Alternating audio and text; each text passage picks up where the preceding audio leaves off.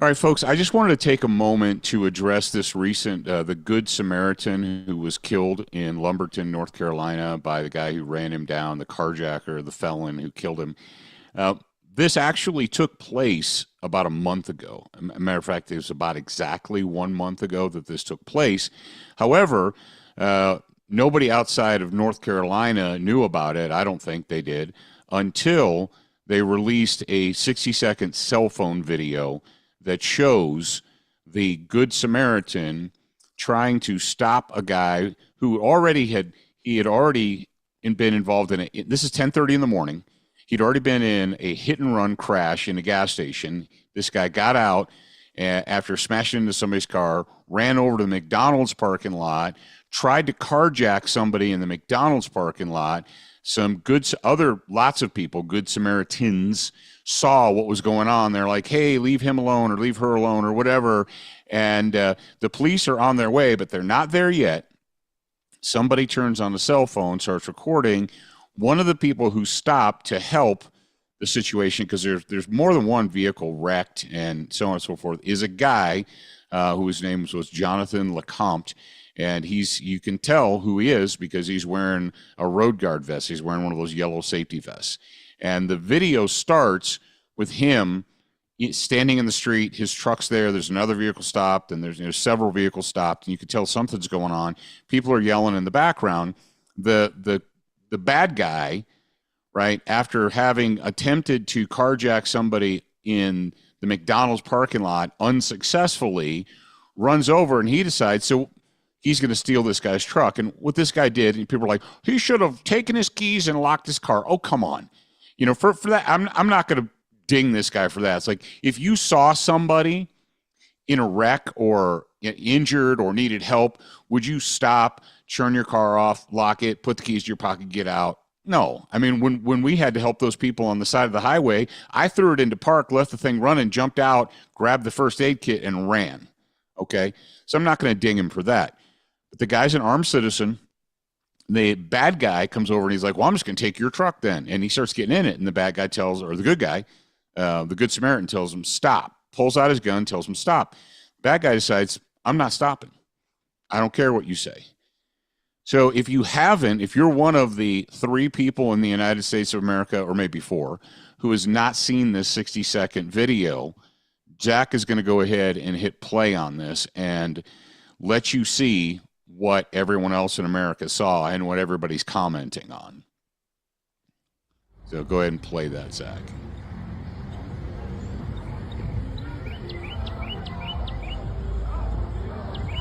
So you hear the birds chirping and so on and so forth. Full disclosure, this is explicit and possibly disturbing. Yeah. He shoots, he fires at him, then he basically is going to put his gun away. The guy puts it in reverse, takes off, puts it in drive. Oh my God! Yeah, it's horrific. Oh my God! Oh my God! Oh my God!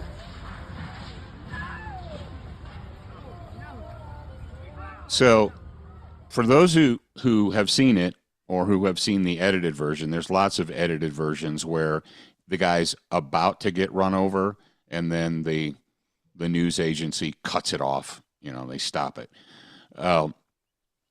Once he's hit, once he's about to get run over, there's really nothing that can happen, right? And it's a fait accompli at that moment in time. And the Good Samaritan died. The Good Samaritan died, and as we see too often in this world in which we live, the bad guy comes out basically unscathed. So now there's going to be a long trial, and the bad guy will probably go to prison and will languish in prison for a long time. The bad guy's in his 20s, the killer's in his 20s, so he probably won't spend the rest of his life in prison. He'll probably they will give him he'll have an attorney who tries to get the minimum sentence for him, make excuses and so on and so forth. But what can we learn? So the Good Samaritan is dead. And we could be like the news media and just do the thoughts and prayers are with, our thoughts and prayers are with his family. Okay, great. But the FAA, the Federal Aviation Administration, when there is a fatal plane crash, they go and they investigate it. They don't investigate it because they're smartasses. They investigate it because what they want to find out what happened, why it happened, and they want to figure out why it happened so that hopefully it doesn't happen again. That's the whole point of investigating an airplane crash, is to try and make that not happen anymore. To find out, okay, was there something different that could have been done to prevented this crash? And so when we look at this, when I see this, I look at it and I think, okay, is there any way we could have prevented this crash, right? This fatal crash. And there are some lessons to be learned.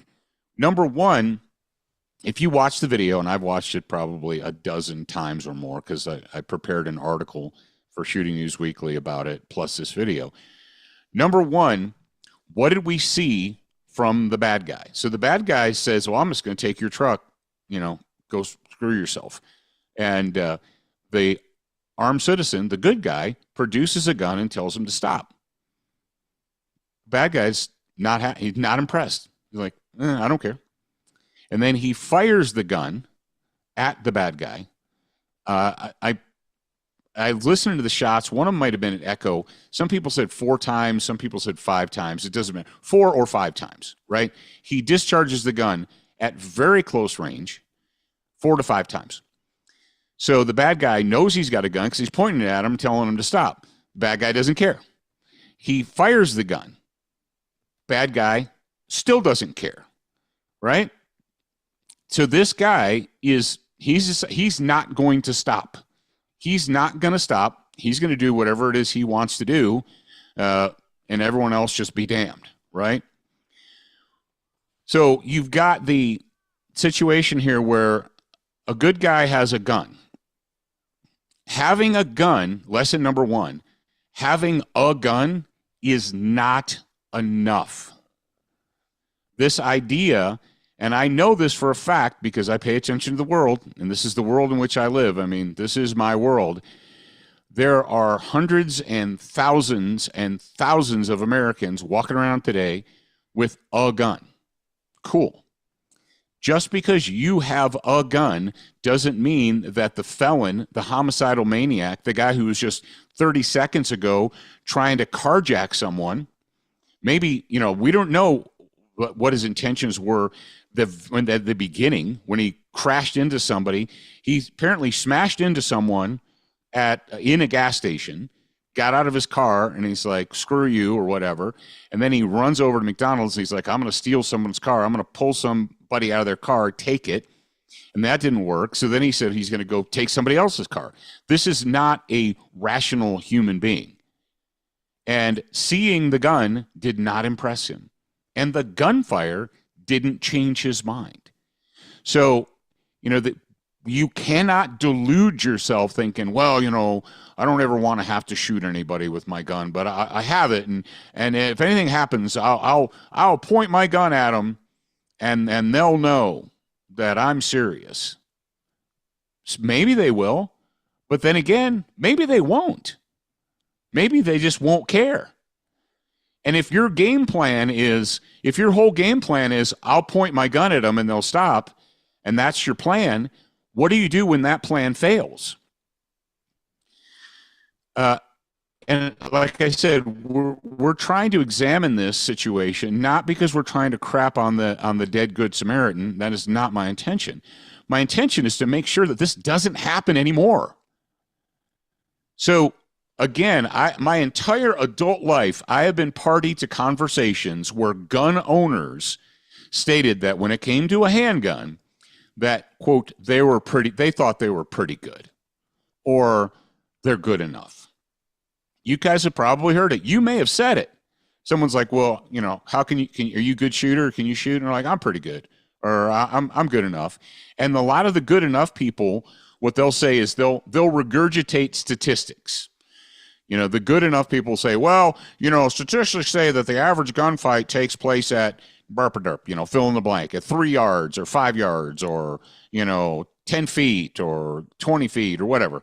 And then they'll say, oh, I figure I can hit somebody at 20 feet. I'm not a competition shooter or anything, but I think I'm good enough. The average gunfight, it takes place at 7 yards, and I can hit somebody at 7 yards. This armed citizen was well under 7 yards. Zach, you looked at the video. Would you say the distance was maybe 3 yards? He was probably within arm's reach at certain points. Yeah, at one point in time, he could have touched the door. So he fired 4 or 5 shots at the bad guy at what we will call extreme close range and got 0 hits or quality hits. And you say, well, what happened to the bad guy he ran this guy over, killed him. Then the police chased him down. He crashed and they arrested him, took him to jail, booked him, took a picture of him. And he had an arm sling on. In his booking photo, he's wearing a sling and he's bare chested. There are no visible injuries in his face or his chest. So if he did get injured by any of the bullets, they were minor injuries. Well, here's the thing.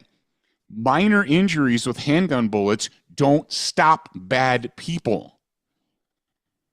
Unless you have been to a training academy where they taught fighting, not marksmanship, not firearm safety, and I'm not saying safety's a bad thing, but if the primary thing that you did was, well, I went to a gun safety class, and I went to,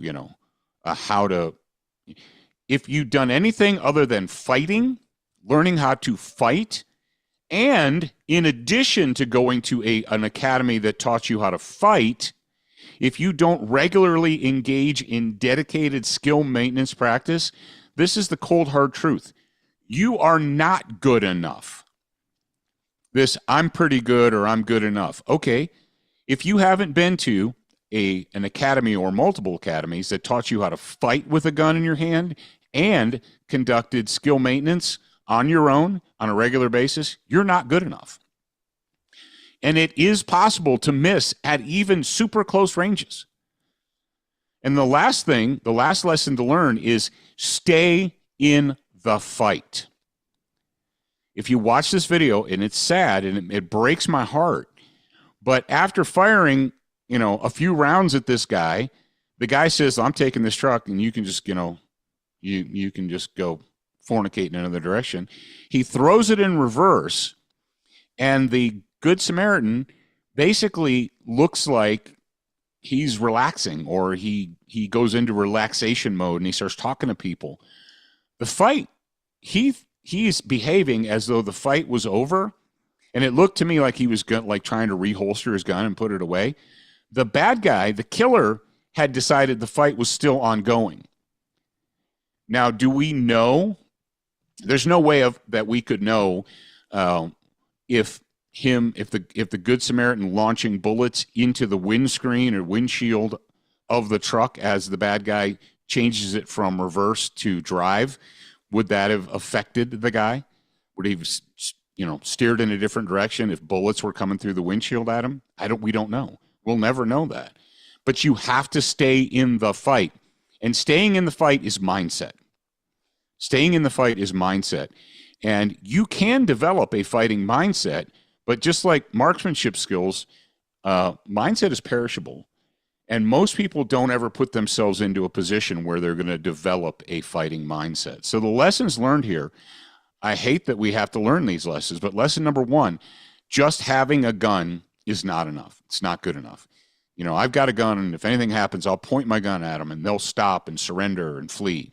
Nope. Your skill, if you say about your skill, yeah, I think I'm good enough, or I'm pretty good. No, you're not. And the last one is you've got to stay in the fight, because you don't get to decide when the fight is over. The bad guy, the attacker, their behavior will tell you whether or not the fight is over. So that's it. That's all I've got for you guys. Our mission in, Student of the Gun University, our mission is to train good people to not only survive, but to be the victor, to win, to be the good guys with the gun. So we would love to train you. Go to Student of the Gun University, sotgu.com, sign up for a class. That's it. Thank you very much for being here. Remember, you're a beginner once,